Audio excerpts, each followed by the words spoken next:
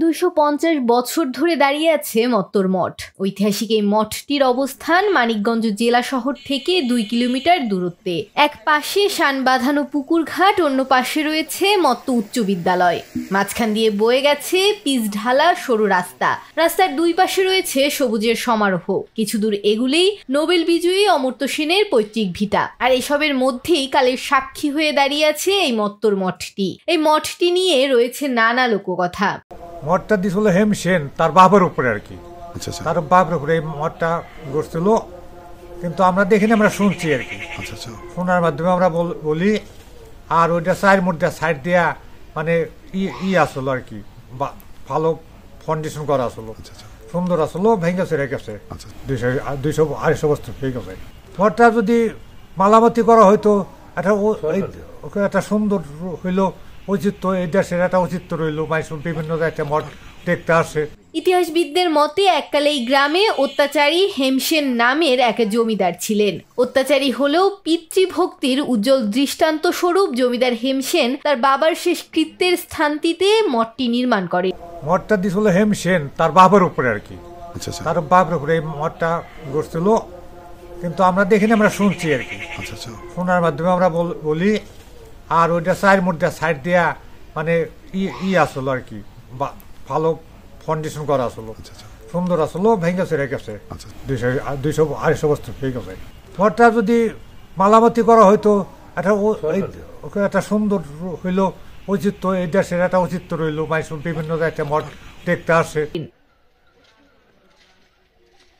মঠটি নির্মাণ করতে সুদূর ইরান থেকে কারিগর নিয়ে এসেছিলেন তিনি।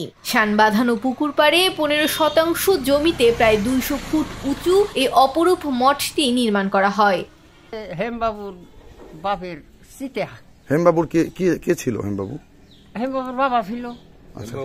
কে ছিল হেমবাবু?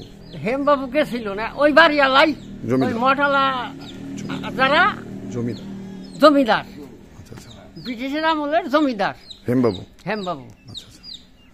কি কারণে দিছিল তাহলে? ওটা দিছিল আপনার ওই সীতার কারণে। কার চিতা ওটা? ওটা ওই যে হেমবাবুর বাবার চিতা। ওরা চাইতেছি এখন যদি সরকার যদি মঠটা ভালো করে দেয় তাহলে আমরা দেখতে পারুম, মুরব্বীকে নাম রইল। কিন্তু প্রয়োজনীয় পৃষ্ঠপোষকতা ও সরকারি বেসরকারি উদ্যোগের অভাবে মঠটি আজ ধ্বংসের পথে। মঠটি হারাচ্ছে ঐতিহ্যের নান্দনিক নির্মাণ শৈলীর সৌন্দর্যকে। তাই সরকারের পৃষ্ঠপোষকতায় সংস্কার করে ঐতিহ্য ধরে রাখার দাবি এলাকাবাসীর।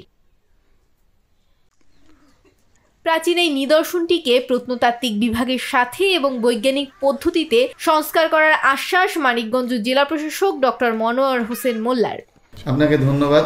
আপনি যেই প্রসঙ্গটা এনেছেন, আসলে আমি কয়েকদিন আগে অমর্ত্য সেনের স্মৃতি বিজড়িত মত্ত অঞ্চলে যাই, মত্ত গ্রামে। ওখানে গিয়ে আমি মত্ত মঠ দেখতে পাই। দেখে আমার কাছে ওই জিনিসটা খুবই খারাপ লেগেছে যে আসলে এটা একটা প্রত্নতাত্ত্বিক সম্পদ বাংলাদেশের ছিল। ওই মঠটার মধ্যে অনেক প্রাচীন শিলালিপি বা কারুকার্য আছে, যেটা হয়তো টেকনিক্যাল লোকজন আরো ভালোভাবে বুঝিয়ে বলতে পারবে। আমার কাছে মনে হয়েছে যে এখনো যেই অবস্থায় আছে, আমরা যদি বৈজ্ঞানিক পদ্ধতি অবলম্বন করে কম্পিউটারাইজড কোনো মেথডে মডেলিং করে এই স্ট্রাকচারটা সংস্কার করার উদ্যোগ নিতে পারি, তাহলে মনে হয় এটা একটা বাংলাদেশের জন্য একটা ভালো একটা কাজ হবে। প্রত্নতাত্ত্বিক অধিদপ্তর যদি এইটা এইভাবে সংস্কার করতে পারে, এই সমস্ত স্ট্রাকচার নিয়ে যারা গবেষণা করে তারাও উপকৃত হবে। পাশাপাশি প্রত্নতত্ত্বের বা আর্কিওলজির বা আর্কিটেকচারের ছাত্রছাত্রীরাও এই জিনিসটা দেখে তারা পড়াশোনায় কাজে লাগাতে পারবে, গবেষণা করতে পারবে। অতি দ্রুতই সংশ্লিষ্ট দপ্তর প্রাচীন এই নিদর্শনটিকে টিকিয়ে রাখতে কার্যকর পদক্ষেপ নিবে, এমনটাই দাবি এলাকাবাসীর। ডেস্ক রিপোর্ট, ভোরের পাতা।